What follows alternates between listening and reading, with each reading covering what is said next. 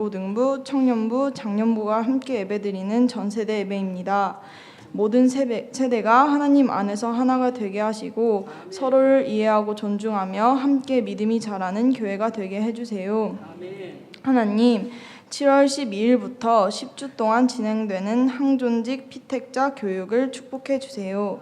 교육을 받는 모든 분들이 하나님의 마음을 배우고 겸손과 사랑으로 교회를 섬기는 충성된 일꾼이 되게 해주세요. 또한 7월과 8월에 진행되는 유치부와 아동부의 여름성경학교, 중고등부와 청년부의 수련회도 함께 해주시고 모든 일정이 안전하게 진행되게 하고 많은 친구들이 예수님을 만나고 믿음이 자라는 귀한 시간이 되게 해주세요.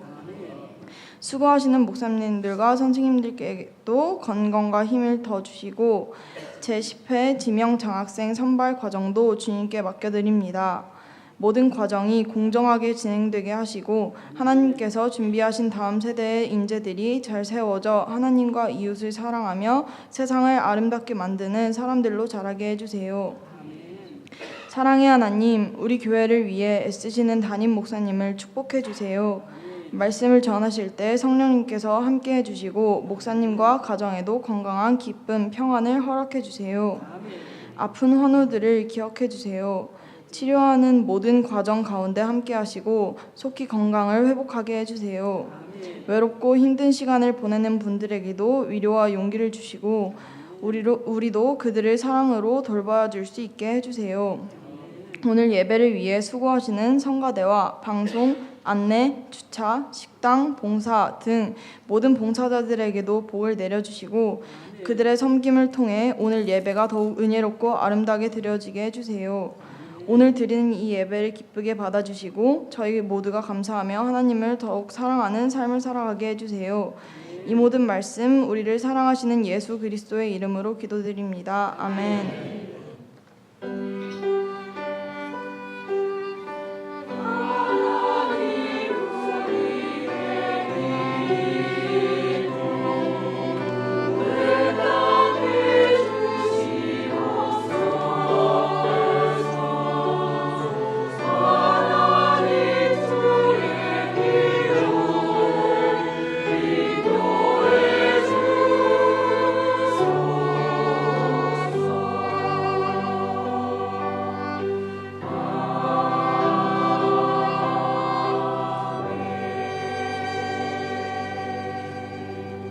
성경 봉독은 아동부 황소윤 학생 나오셔서 말씀 봉독하시겠습니다.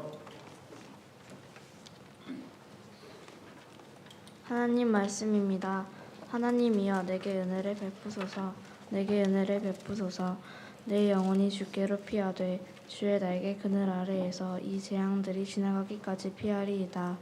내가 지존하신 하나님께 부르짖음이야. 곧 나를 위하여 모든 것을 이루시는 하나님께로다. 그가 하늘에서 보내사 나를 삼키려는 자의 비방에서 구원하실지라. 하나님이 그의 인자와 진리를 보내시리로다. 아멘.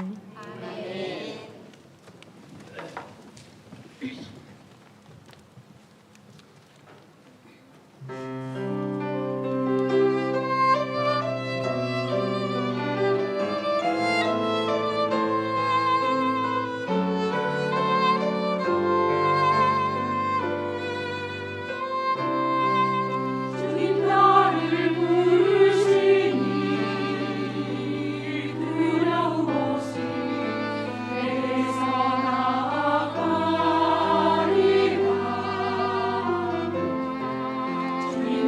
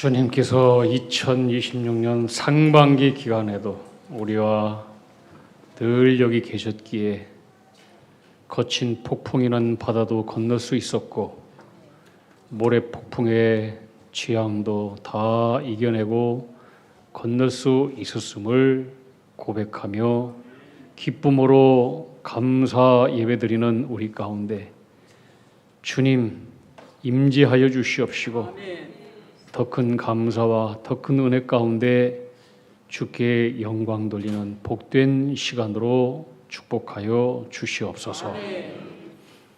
우리 온 세대가 함께 하나님 앞에 예배드립니다. 우리 모두가 주의 길로 행하게 하시고 주의 도를 따라서 주의 율례를 행하며 영원토록 아브라함의 가문으로 주께 영광 돌리는 약속의 가문들 다 되게 하여 주옵소서.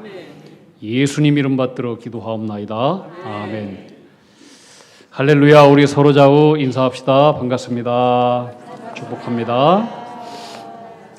반년 동안도 하나님의 은혜 가운데 잘 살았습니다.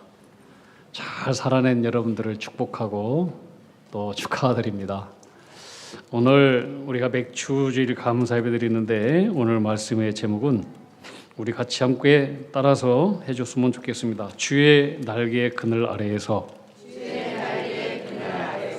이 말씀이 우리에게 은혜가 되기를 축복합니다. 하나님은 이 베들레헴이라고 하는 아주 작은 또 무시당하는 변방의 촌동네에서 태어난 어린 다윗을 주목하셨습니다. 그리고 그를 선택해서 왕이 되는 기름 부음을 부으시고 그로 하여금 이스라엘의 왕이 되게 해주셨습니다. 그 당시에도 공부 많이 하는 사람들 있었고 똑똑한 사람들 있었고 좋은 가문에서 태어난 자녀들도 있었고 그렇지만은 그 당시에 가장 공부도 안 하고 가정도 별 볼 일 없고 또 직업도 참 우스운 목동이라고 하는 그 목자 출신, 그것도 장년도 아니고 30대, 40대, 50대도 아니고 새파란 15살밖에 안 되는 우리 아이들 같은 사람을 하나님께서 주목하시고 그를 한 나라의 지도자로 삼으셨다라고 하는 것은 여기에는 분명한 하나님의 뜻이 있고 이유가 있습니다. 왜 하나님께서 세상의 수많은 사람들 가운데 지혜 있는 사람, 힘 있는 사람, 권력 있는 사람, 그런 사람 부르지 않고 돈 많은 사람 부르지 않고 그렇게 가장 보잘것없는 변방에 있는 베들레헴, 자꾸 무시당하는 촌동네에 태어난 어린 아이를 하나님께서 주목하셨겠습니까? 여기에는 분명한 하나님의 뜻이 있습니다. 왜 하나님께서 그를 이스라엘의 왕이 되는 기름 부음으로 그를 부르시고 낙점을 했을까? 그 이유가 무엇일까? 하나님께서 다윗을 왕으로 낙점시킨 시기는 그가 적군인 블레셋의 골리앗 장군을 용감하게 죽이고 수많은 사람들의 환호를 받으면서 도시로 들어왔을 때에 너는 참 용감하다, 멋지다 하고 하나님께서 그를 낙점한 것이 아닙니다. 아무도 보지 않는 들판에서 묵묵히 양을 치던 목동 시절 때였습니다. 당시 이스라엘 사회에서 이 목동은 참으로 천하디천한 신분이었습니다. 그래서 당시에 목동은 법정에서 증인으로 설 자격도 없는 그런 사회적으로 신뢰받지 못하는 그런 신분이었습니다.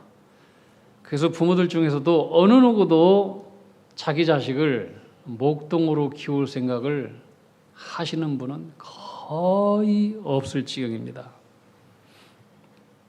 그래서 이 목동인 다윗은 그의 가족 안에서조차 철저히 외면을 당하고 무시당하는 그런 존재였습니다. 다윗은 사위에서도 무시당하고 온 가족으로부터도 무시당하고 아무에도 그에게 관심조차 없었던 그때에 하나님은 그 어린 다윗을 주목하셨습니다. 들판에 있는 아이를 주목하셨습니다. 왕궁에 있는 아이를 주목한 게 아닙니다. 그렇다면 그 이유가 뭘까? 우리가 시편 78편을 보면은 다윗에 관한 이야기가 나와요. 근데 거기에 이런 말씀이 있어요. 72절에 78편 72절. 이에 그는 다윗이에요. 그들을, 이것은 다윗이 키웠던 양들. 이에 다윗이 양들을 자기의 마음의 완전함으로 기르고 그의 손에 능숙함으로 그들을 지도하였다. 하나님께서 다윗에게 두 가지를 보셨어요. 두 가지. 첫 번째가 뭐냐? 마음의 완전함, 손의 능숙함. 하나님께서 다윗을 불렀을 때에 다윗이 얼마나 마음에 들었는지 사도행전 13장 22절에 보면은 하나님께서 이렇게 말씀하셔요. 내가 이새의 아들 다윗을 만나니 내 마음에 합한 자라. 이때 하나님께서 어린 다윗을 불렀을 때 그의 나이가 약 15살 때 정도 되는 거예요. 우리 태원이가 몇 살? 13살. 만으로 12살. 야, 만은 안 물어봤는데 그것까지 다. 우리 태원이가 저렇게 똑똑해요. 우리 건영이 어디 있어? 건영이 몇 살? 에? 15살. 너만 때 하나님께서 부른 거예요. 대단한 거야, 하나님께서. 근데 하나님께서 어떻게 15살 되는 다윗을 딱 주목하시고 내가 이새의 아들 다윗을 보니 내 마음에 합하도다. 내 마음에 합하도다. 내가 저 다윗, 저 아이를 통해서 내 뜻을 다 이루리라. 그 이유가 뭘까? 하나님께서 다윗을 주목하신 두 가지가 손의 능숙함. 뭐냐면은 오늘 말로 얘기하면 실력이에요, 실력. 그래서 우리 여기 다음 세대들 여기 있는데 실력을 키워야 돼. 다음 세대들 얘기합시다. 나는 실력을 키우리라. 2등 할 게 뭐냐? 나 따라해봐. 시작. 2등 할 것이 뭐냐? 왜 2등을 남에게 주냐? 내가 1등 해버리지. 왜 2등을 하나님을 모르는 세상 사람들한테 왜 양보를 해? 여러분들이 1등 해야지. 아멘. 성경에 쓰임 받았던 모든 선지자들, 예언자들 다 보면은 다 실력을 키운 사람이었어요. 공부해야 돼. 실력을 키워야 돼요. 실력을 키워야 하나님께서 어느 때에 그를 통해서 일하셔요. 실력 키워요. 열심히 기도해요. 열심히 공부하고 열심히 영어도 열심히 하고 독일어도 열심히 하고 열심히 해야 돼요. 근데 손의 능숙함, 다윗은 양을 키우는데도 실력을 키웠어. 다윗파에 얼마나 시가 기가 막혀. 시편 공부했다는 거야. 시편 또 기타 비파 얼마나 양 하나 키우는 것도 지식과 지혜와 실력이 있어서 키우는 거예요. 그 당시에 다윗만큼 15살인데 양을 키우는 실력은 최고였다는 거예요. 근데 하나님께서 이 다윗에게 손의 능숙함, 탁월한 재능만 본 게 아니야. 더 깊이 보신 것이 뭐냐면 따라합시다. 마음의 완전함이었다. 네, 다윗의 마음의 완전함. 하나님께서 다윗의 마음의 완전함을 보셨다라고 하는데 마음의 완전함이 무엇이냐? 세번역 성경에 보면 이것을 뭐라고 썼냐면은 한결같은 마음이라고 번역했어요. 마음의 완전함. 이것은 한결같은 마음. 다시 말하면 성실한 마음. 히브리 원어에는 이것을 뭐라고 썼냐면 톰이라고 해요. 톰. 미국 사람 이름 가운데 톰이라고 하는 이름 봐요. 톰, 또 누구야? 제임스, 또 누구야? 폴, 누구 있어? 또 누구 있지? 많아. 그 다 성경의 이름이야, 성경의 이름. 예수님 제자 이름. 폴, 바울, 폴. 톰, 너는 한결같은 사람이 되어라. 너는 언제나 성실한 사람이 되어라. 근데 히브리어를 원어로 사용하는 이 유대인들의 입장에서 이 톰이라고 하는 이 단어는 뭐냐면은 모든 사람들이 보이는 사람 앞에서의 자기의 모습과 아무도 나를 바라보지 않는 독방, 골방에서의 나의 모습이 똑같은 상태를 톰, 마음의 완전함, 이렇게 얘기하는 거예요. 사람들은 수많은 사람들 보는 앞에서는 자기 마음을 감춰요. 잘 보이려고 해요. 근데 아무도 보이지 않는 자기 골방의 시간 속에서 나를 아무도 알지 못하는 세상 사람들, 공간 속에서는 얼마든지 자기 마음대로 행동해요. 우리는 사람들 많이 보이는 앞에서는 말도 조심해, 행동도 조심해. 근데 나를 모르는 사람들, 내가 혼자 있는 내 골방 속에서는 얼마든지 내 마음대로 말하고 행동하고 그래요. 근데 여러분, 이 다윗은 모든 사람들이 보는 앞에서나 아무도 나를 보지 않는 혼자 있는 독방과 공간 속에서나 언제나 동일한 사람이었다. 똑같았다는 거예요. 자, 이것을 다윗의 삶에 한번 적용해서 보면은 다윗은 양을 돌보는 목자였잖아요. 그럼 대부분 다윗이 키우는 양은 자기 아버지 양이에요. 자기 아버지 양. 뿐만 아니라 그의 형들 7명이 있었어요. 7명의 양들이에요. 자기 형은 1마리나 2마리나 있을 정도예요. 자, 그런데 그 당시에 들녘에서 양을 키울 때는 사자와 곰과 아주 사나운 맹수, 늑대들이 우글거렸어요. 그러면은 늑대와 사자가 나타나서 다윗의 양을 물어가. 그러면은 어린 다윗이지만 목숨 걸고 사자와 싸웠다는 거예요. 우리 15살 건영이 사자가 내 양을 잡아간다. 그러면 사자와 싸울 수 있겠어? 솔직히 얘기해봐. 응? 우리 건영이 한번 일어나봐. 다윗이 저만했어. 다윗이 사자와 싸울 수 있겠어요? 사자와 싸울 수 있겠느냐고. 말이 안 되는 거야. 근데 다윗은 사자와 싸웠다는 거야. 잘 앉아도 돼요 이제. 그러니 이 다윗이 얼마나 대단한 사람이야. 그런데 자기를 미워하는 형들의 양을 사자가 물었다. 그러면 입장이 좀 달라. 에이, 하나님께서 우리 형 나 이렇게 모욕하고 욕하더니 에이 잘됐다. 하나님께서 벌 주네. 잘 잡아가라 하고 모르는 척 할 수도 있어요. 어떻게 감히 15밖에 안 되는 이 소년이 사자와 더불어 싸울 생각을 했겠어. 이것은 상상도 할 수가 없는 얘기예요. 근데 만약에 자기 형의 새끼를 잡아가는 사자와 싸워서 목숨 걸고 싸웠는데 나중에 형의 양을 사자가 물어가는데 내가 싸워가지고 형의 양을 내가 구원했어. 그러면 야 임마 네가 지금 나이가 15, 네가 사자고 어떻게 싸워? 제발 좀 뻥 좀 치지 마. 거짓말을 그렇게 하냐.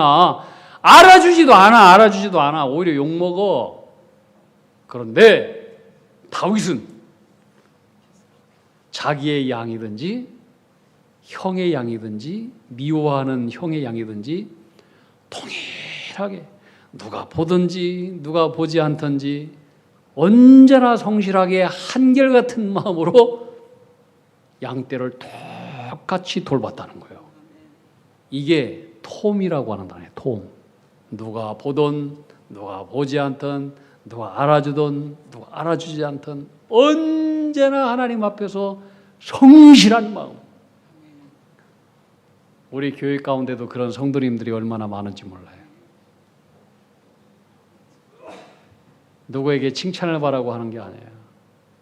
언제나 교회 와서 시간 나면은 교회 와 화분 주고 물 주고 청소하고, 화요일 날 목요일 날 와가지고 화장실 청소하고.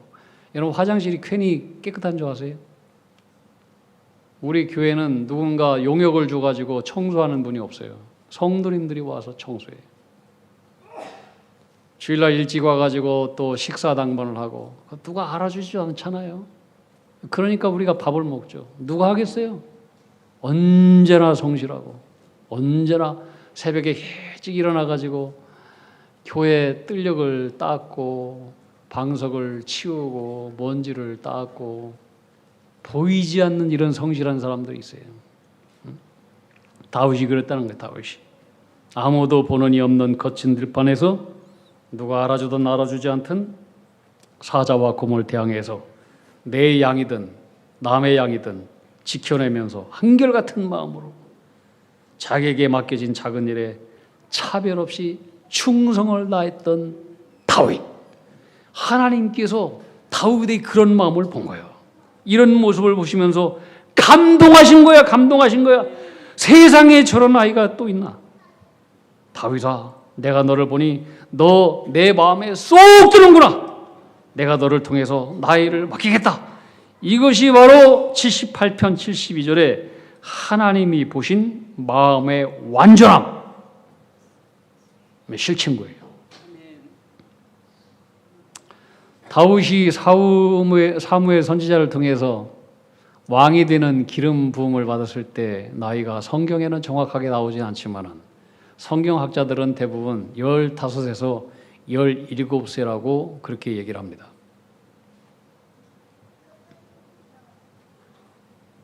근데 다윗이 왕으로 되는 기름 부음을 받고 바로 왕 된 거 아니에요. 여러분 잘 알잖아요. 그는 나이 30세에 비로소 헤브론의 왕이 되었어요. 유다의 왕. 그 사이에 나이 15, 17에서 30살까지 그 사이에는 엄청난 일개 한 나라의 사울 왕의 추격과 엄청난 사울 왕을 피해서 도망쳐야 되는 처참하고 비참한 도망자의 삶을 살았어요. 어린 다윗이 사울 왕을 피해서 수많은 곳으로 이동했어요.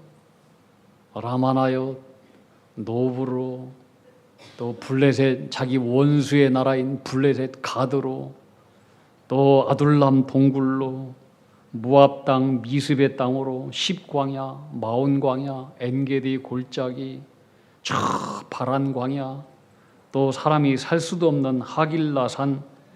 어떤 곳이냐? 사람이 다닐 수도 없고 살 수도 없는 광야와 깊은 산속에 사망의 음침한 골짜기. 10여 년 동안 다윗은 사울 왕을 피해서 사망의 음침한 골짜기를 돌아다녔어요. 그가 숨었던 곳은 어디냐? 대부분 동굴 속이었어요. 나오면 죽어, 들켜. 여러분, 다윗이 하나님께 하나님 나를 왕으로 만들어 주십시오. 단 한 번 그렇게 요청한 적도 없어요. 근데 하나님이 강권적으로 선택해놓고 그에게 찾아온 현실은 끝없는 생명의 위협, 죽음의 그림자, 사망의 위협이었어요. 다윗이 이 사울왕의 추격을 피해서 처절하게 도망치던 시절에 기록했던 유명한 시편 말씀이 시편 57편 말씀이에요. 거기 표제에 이렇게 써 있어요. 다윗이 사울을 피하여 굴에 있을 때, 아둘람 동굴에 피했을 때, 그때 시편 57편을 썼어요. 사울 왕은 다윗을 잡기 위해서 무려 3,000명 이상 되는 정예의 군사를 모집을 했어요. 그리고 이스라엘 온 땅을 쥐잡듯이 다윗을 찾기 위해서 뒤지기 시작했어요. 시편 57편 1절 다윗은 이렇게 울부짖었어요. 자, 1절 우리 다 같이 한번 읽어봅시다. 시작. 하나님이여 내게 은혜를 베푸소서, 내게 은혜를 베푸소서. 내 영혼이 주께로 피하되 주의 날개 그늘 아래에서 이 재앙들이 지나기까지 피하리이다. 아멘. 하나님 나에게 은혜를 베풀어 주십시오. 하나님의 은혜 없이는 못 삽니다. 내 영혼이 주께로 피합니다. 주의 날개 그늘 아래 이 재앙들이 지나기까지 피합니다. 이 재앙을 피하게 해주세요. 여기서 이 재앙으로 번역된 단어의 뜻은 뭐냐면은 영어로 스톰이에요. 스톰. 폭풍. 이 광야에서 부는 이 폭풍은 모래 폭풍이에요. 모래 폭풍. 저도 이 모래 폭풍을 딱 한번 경험해 봤어요. 얼마나 무서운지. 한번 모래 폭풍이 오는데요, 눈 뜨고 와 하면서 아예 그걸 대책할 수 있는 기회도 없고 시간도 없어요. 그냥 당하는 거예요. 그냥. 근데 모래 폭풍 한번 닥치잖아요. 그럼 지형이 싹 바뀌어 버려요. 지도가 바뀌어 버려요. 지도가. 모든 지형과 지도와 산들을 다 지워버려. 다 지워버려. 자기가 어디 있는지도 몰라. 눈을 뜰 수도 없어요. 정말 악마의 목구멍과 같은 공포예요. 다 덮어버리고 다 삼켜버리고 아무것도 분간할 수 없고 도대체 어디가 방향인지 처절한 고립과 단절과 그야말로 살아있는 지옥, 재앙. 이게 폭풍이에요. 폭풍. 그런 재앙이 지금 다윗에게 들여닥쳤다는 거예요. 근데 지금 다윗에게 들여닥친 이 폭풍은 자연적인 눈으로 보이는 어떤 자연현상의 모래폭풍이 아니라 사울왕의 군대가 일으키는 모래폭풍이에요. 사울왕의 군대가 수천 명 군합발을 촥촥촥촥 사막의 모래를 밟고 오는데 모래구름이 위로 확 일어나 수백의 군사들이 말을 타고 팍 달리면서 다윗을 잡아 죽이려고 지금 막 추격하고 쫓아오는데 거기서 일으키는 모래 폭풍이 하늘 위로 뭉게뭉게 올라가는데 다윗은 너무나 두렵고 무서웠어요. 그리고 모래 폭풍 속에서 실루엣처럼 비치는 번쩍이는 빛이 있는데 사울왕이 자기를 죽이기 위해서 간 칼이 햇빛에 비쳐서 그것이 자기 눈에 번쩍번쩍 비쳤어요. 얼마나 두렵고 공포스럽겠어요. 사울왕의 말과 함께 수천의 군사와 함께 일으키는 거대한 군대 모래폭풍.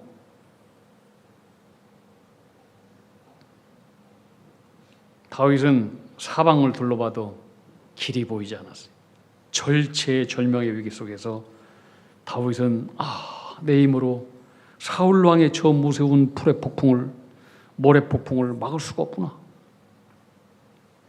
바로 그 절체절명의 절망적인 순간 다윗은 그 폭풍의 한복판 속에서 사울왕의 군대를 바라보는 자기 자신의 육신의 눈을 감아버려요. 그리고 놀라운 일이 벌어져요. 그의 영혼의 눈을 열어서 폭풍 너머에 있는 하나님을 바라보며 비상한 하나님의 은혜를 구하는 거예요. 하나님이여 하나님이여 내가 주님께 은혜를 구합니다. 이 재앙들이 지나기까지 하나님의 날개 그늘 아래로 내가 숨겠습니다. 피하겠습니다. 그렇게 작정을 해요. 자, 하나님의 날개 그늘이 얼마나 안전한 품인가를 다윗은 그때 깨닫게 된 거예요. 여러분, 세상에 많은 동물이 있지만은 동물 중에서 가장 위협스러운 힘 있는 동물이 사자도 아니고 호랑이도 아니래요. 곰이래요. 곰은 사자와 호랑이보다 더 크대요. 그래서 곰 발바닥 알죠? 쟁반만 해요. 쟁반. 이걸로 팍 치잖아요. 그러면은 막 소의 내장이 터져버려. 얼마나 이게 세버린지. 근데요, 이 숫곰보다도 더 무서운 곰이 뭐냐면은 새끼를 데리고 있는 암곰이래요. 암곰은 숫곰보다 훨씬 더 작아. 근데 어떻게 이렇게 작은 어미곰이 큰 곰을 이길 수 있을까? 새끼를 가지고 있기 때문에. 이건 무서운 거예요. 여러분, 새끼가요, 어미 날개 그늘 아래 들어가잖아요. 그러면은 엄마와 새끼가 하나가 되는 거예요. 뭔지 알겠어요? 새끼가 엄마 품속에 들어가지 않으면은 새끼는 새끼야. 연약해. 아무것도 할 수 없어. 적의 밥이 될 뿐에. 근데 엄마의 날개 그늘 품속에 들어가잖아요. 엄마의 능력과 함께 하는 거예요. 아무도 못 이겨. 날개 그늘의 위협은 뭐냐면은 모든 것을 다 던지는 생명을 건 어머니의 능력이 있어요. 다시 말하면 우리가 하나님의 날개 그늘 아래 들어갔다라고 하는 것은 뭐냐? 하나님을 건드리지 않고는, 하나님을 공격해서 이기지 않고는 절대로 그 날개 그늘 속에 들어가 있는 우리를 아무도 못 건드려. 날개 그늘 아래 들어갔다라고 하는 것은 엄마를 이기고 엄마를 죽여야만이 비로소 새끼를 죽일 수 있는 거야. 그러니까 날개 그늘 속에 들어가 있는 이 새끼라고 하는 것은 얼마나 강한지 몰라요. 여러분, 우리가 하나님의 날개 아래 들어갔다라고 하는 뭐냐? 하나님께서 선전포고하는 거예요. 적들에게. 너 내 새끼 건들고 내 새끼 공격하려면 반드시 나부터 공격해야 돼. 너 그럴 자신 있어? 그럼 덤벼봐.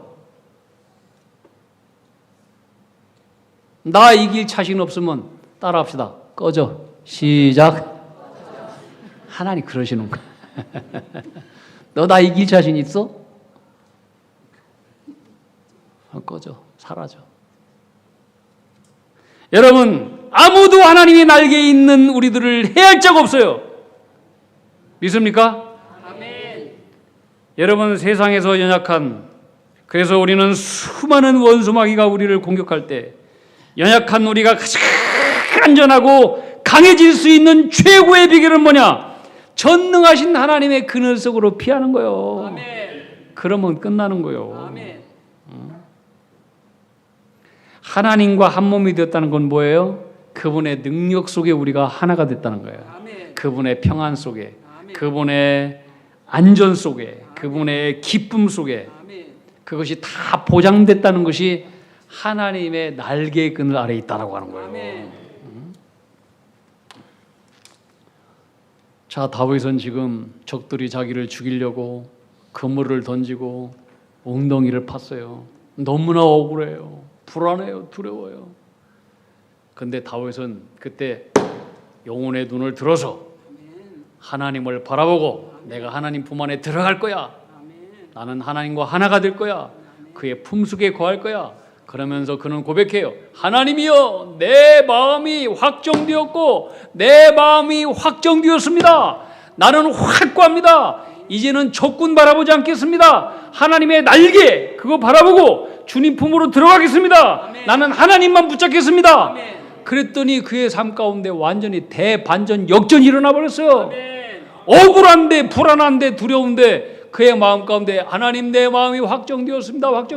그래서 내 마음 가운데 노래하고 내가 기뻐하겠습니다. 아멘. 내 속에 있는 모든 찬송의 비파야, 내 속에 있는 모든 기타야, 장구야, 모든 영광들아 다 깨어날지어다. 깨어날지어다. 내가 이 어두운 모든 두려운 새벽들을 다 깨우리로다. 아멘. 완전히 대반전의 역사가 일어났어요. 아멘. 그는 지금 동굴 속에서 불안하고 두렵고 떨고 환경은 그대로요. 아무것도 변한 것이 없어요. 근데 그가 하나님의 그늘 날개 아래 있는 자기 자신을 바라보니까 이제 찬송이 나오는 거예요. 찬송이. 내 속에 있는 모든 어둠이 다 날아가 버린 거예요. 새벽이 찾아오게 되는 거예요. 그러면서 찬양해. 내가 만민 중에 내가 주께 감사하며. 지금 다윗은 동굴 속에 있어요. 동굴. 근데 그는 지금 동굴 속에 나왔어. 내가 만민 중에 수많은 백성들 가운데 모든 백성들과 함께 하나님을 찬양하는 자기의 모습으로 그리고 있잖아요. 내가 만민 중에 주께 감사하며 내가 주님을 찬양하리. 온 세계 열방 가운데 그는 지금 동굴 속에 있어. 동굴 속에. 근데 그는 그의 영혼이 바뀌어지다 보니까 달라졌어. 그는 세상에 나왔어. 모든 세상에 있는 나라와 열방 사람들과 함께 바깥에서 주를 높이 들고 찬양하는 거예요. 주의 진리는 저 넓은 공창에, 주의 영광은 저 온 세계 가운데 넘치나이다. 놀라운 두 팔 벌려서 찬양을 하고 있는 거예요. 다윗은 다른 사람이 되었어요. 절망에서, 두려움에서, 낙심과 탄식 속에서 확신으로 영혼의 눈을 높이 들어 하나님을 찬양하는 영광의 사람으로 변했어요. 여러분, 이것이 어디서 나온 겁니까? 주의 날개 그늘 아래 피한 사람만이 주어진 놀라운 역전의 고백인 거예요. 우리 살다 보면 인생의 지형이 통째로 뒤바뀌는 재앙을 만날 수 있습니다. 모래폭풍. 기억하십시오. 그 폭풍 속에서 길을 찾아 헤매지 말고 다윗처럼 주의 날개 그늘 아래 깊이 들어가십시오. 아멘. 내 마음을 오직 주님께만 확정하십시오. 아멘. 재앙의 날에 무섭고 두려운 생의 폭풍 속에서도 하나님을 붙잡았던 이 다윗의 위대한 신앙 고백, 대역전이 우리 후반전 살아가는 여러분의 삶 가운데 함께하기를 주님의 이름으로 축복합니다. 아멘. 기도하겠습니다. 하나님 아버지, 우리에게 다윗과 같은 성실한 마음을 허락해 주시옵소서. 한결같은 마음의 완전함, 온전함을 허락해 주시옵소서. 많은 사람 앞에서의 나와 혼자 있을 때에 내가 언제나 동일하게 하시고 세상의 모래폭풍이 몰아치는 절망의 한복판 속에서도 우리의 마음을 오직 주님께만 확정하고 고정하며 살아가는 자들이 되게 해 주시옵소서. 주님께서 우리를 보시고 내 마음에 합한 자라고 인정함으로 내가 너를 통해서 나의 일을 이루리라 쓰임받는 우리 다음 세대들, 우리 하나님의 사람들, 우리 가정, 우리 민족 다 되게 하여 주시옵소서. 예수님 이름 받들어 기도하옵나이다. 아멘.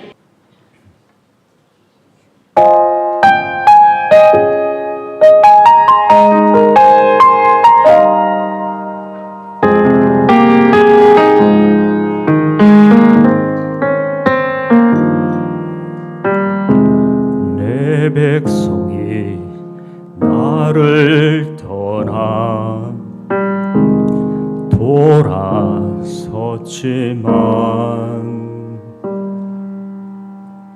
내 사랑이 내 백성을 포기 못하니 내 모든 것 내어주고 나 그들을 얻으리라. 여호와께 돌아가자. 우린 돌아서도 그는 변치 않네. 여호와께 돌아가자. 우린 넘어져도 그는 편. 사랑은 오래 참고 자신을 내어주네. 서로 사랑할 때 세상은 주보네. 사랑은 절대 지지 않네. 여호와께 돌아가자. 우린 돌아서도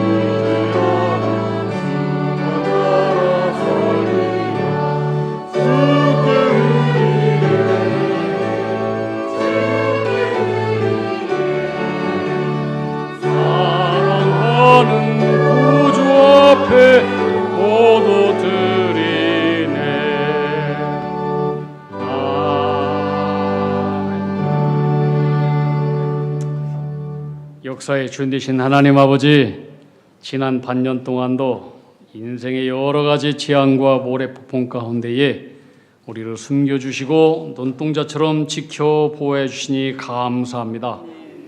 오늘 우리가 이렇게 감사하며 또 하반기를 시작하며 맥주 감사 예배를 드리게 하시니 고맙습니다. 지나온 6개월의 시간을 돌아보면 나의 능력과 노력으로 산 것이 하나도 없음을 고백합니다. 주님의 다 사랑 속에 살았고 주님의 경륜 가운데 베풀어 주신 과분한 은혜였음을 고백할 뿐입니다. 오늘 우리가 구별하여 드리는 이 예물 속에 우리의 온전한 중심과 새로운 결단과 신앙 고백을 받아 주시옵소서. 원수 마귀가 우리를 넘어뜨리려 삶의 그물을 치고 사방이 막힌 캄캄한 동굴 속에 갇힌 것 같은 위기 속에 있을지라도 다윗처럼 오직 하나님 한 분께만 우리의 마음을 확정하게 하시고 또 우리의 믿음을 고정하는 은혜를 허락해 주시옵소서. 세상의 폭풍보다 크신 하나님의 안전한 품을 날마다 신뢰하게 하시고 어떤 형편에서든지 감사를 노래하고 주님을 찬양하는 삶을 잊지 않는 대반전의 인생이 되게 해 주옵소서. 들으신 손길을 축복하여 주시고 성도들의 모든 가정과 일터와 생업 가운데 남은 반년 동안도 풍성한 열매와 기쁨의 축복을 도와여 주옵소서. 공부하는 우리 자녀들에게는 지혜를 주시고 실력을 잘 닦아서 주님께서 쓰실 만할 때 언제든지 준비가 잘 된 실력자들이 되게 해주시옵시고 가장 중요한 먼저 하나님을 아는 지혜의 실력을 가장 먼저 가지게 하여 주옵소서. 아무도 보지 않는 골방에서나 많은 사람 앞에 있을 때에도 언제나 한결같은 마음으로 주를 섬기는 지혜의 마음을 허락해 주시옵소서. 병상 가운데 회복을 기다리고 있는 우리 성도들 주님 아시오니 붙잡아 주시옵시고 온전케 하여 주옵소서. 우리의 인생의 진정한 목자 되신 우리 구주 예수 그리스도의 이름 받들어 감사하며 기도하옵나이다. 아멘.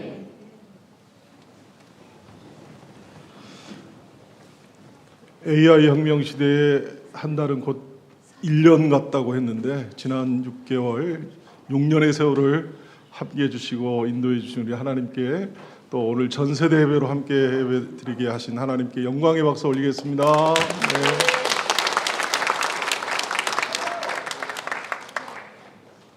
재직회 재정 보고가 다음 주일 2부 예배 후 본당에서 진행됩니다. 우리 담임 목사님께서 목장 지도자 분들 모시고 전반기 위로의 모임 또 격려의 모임을 오후 예배 후에 2층 카페에서 갖게 됩니다. 안 오시면 손해 봅니다. 목사님께서 특별히 빨간 모자 피자를 준비해 주셨습니다.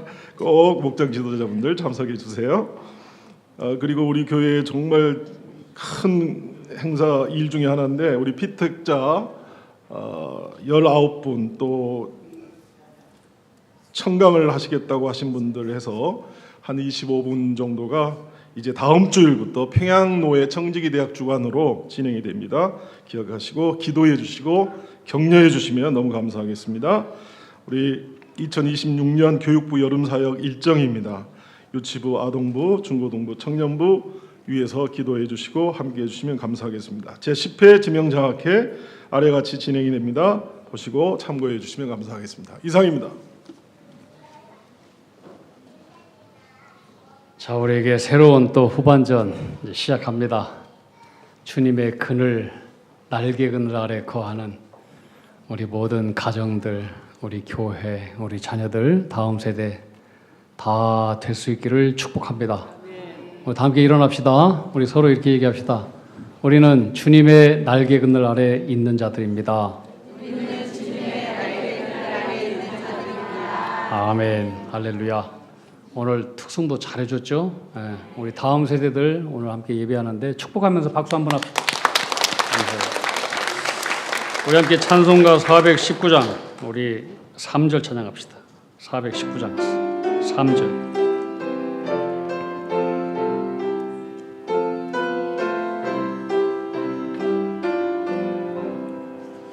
주날 개민 참된 기쁨이 있네. 고달픈 세상 길 가는 동안 나 거기 숨어 돌보심을 받고 영원한 안식을 얻으리라. 주 날개미 평안하다. 그 사랑 끈을 짜뉘뇨. 주 날개미 내쉬는 영혼 영원히 거기서 사. 후렴 다시 한번. 주 날개미 주 날개미. 2절 찬양합시다. 여기서 쉬기를 원한 세상이 나를 위로치 못하나 거기서 평화를 누리리라. 아멘. 거기서 평화를 누리리라.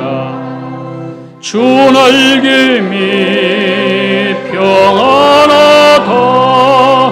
그 사랑 끈을 짜뉘뇨. 주 날개미 내쉬는 영혼 영원히 거기서 살리.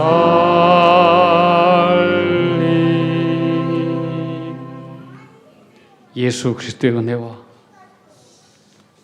인생의 가장 안전한 최고의 힘, 주님의 날개 그늘 아래 있는 그 엄청난 사랑과 우리로 하여금 주님의 날개 그늘 아래 살기를 원하는 믿음 주시는 성령의 거룩한 역사와 교통하심, 충만하심이 주님과 함께 하나 되어서 영원토록 주님의 마음에 합한 자가 되어 언제나 주님께서 기뻐하는 자로, 주님께서 일하고 싶을 때 언제나 주님과 함께 일하고 쓰임받는 하나님의 백성으로 살기를 결단하는 예배드린 모든 주의 백성들 온 세대 가운데 영원히 함께 계시길 간절히 축원하옵나이다.